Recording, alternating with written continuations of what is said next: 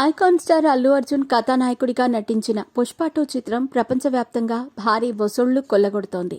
తెలుగు రాష్ట్రాల్లో కన్నా హిందీలో బ్లాక్ బస్టర్ టాక్ తెచ్చుకుంది. ఇప్పటికే ఈ సినిమా 1850 కోట్ల వరకు సాధించి దంగల్ రికార్డును బద్దలు కొట్టే దిశగా దూసుకుపోతోంది. దంగల్ సినిమా 2000 కోట్లు రాబట్టింది. ఈ సినిమా మన దేశంలో కేవలం 700 నుంచి 750 కోట్ల వరకే రాబట్టగా చైనాలో దాదాపు 1300 కోట్లు కొల్లగొట్టి ఇండియన్ సినిమాలో మొదటిసారి 2000 రాబట్టిన చిత్రంగా నిలిచింది. 17వ తేదీ నుంచి పుష్ప 2లో అదనంగా 20 నిమిషాల సన్నివేశాలను జతపరుస్తూ ఉండటంతో కలెక్షన్లు పెరుగుతాయని చిత్ర బృందం భావిస్తోంది.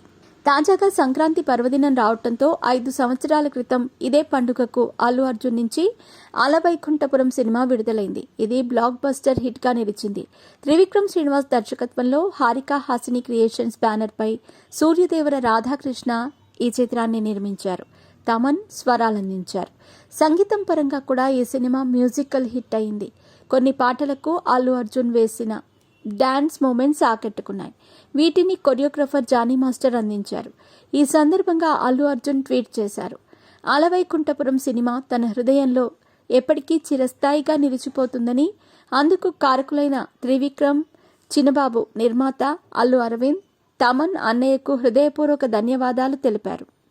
తనకు ఈ సినిమా ఒక తీపి గుర్తు అన్నారు. 5 సంవత్సరాల క్రితం ఈ అద్భుతమైన చిత్రానికి జీవం పోసిన అందరి ఫోటోలను షేర్ చేసి కృతజ్ఞతలు తెలియజేశారు. పుష్ప 2 తర్వాత త్రివిక్రమ్ శ్రీనివాస్ దర్శకత్వంలో ఓ సినిమా చేయబోతున్నారు. ఇది కూడా పాన్ ఇండియా సినిమానే. దాదాపు 500 కోట్ల బడ్జెట్తో దీన్ని నిర్మించబోతున్నారు. సితారా ఎంటర్టైన్మెంట్ బ్యానర్తో పాటు గీతా ఆర్ట్స్ కూడా భాగస్వామ్యం కాబోతోంది. హీరోయిన్ ఖరారు కాలేదు. మార్చిలో కానీ మేలో కానీ షూటింగ్ మొదలయ్యే అవకాశం ఉంది.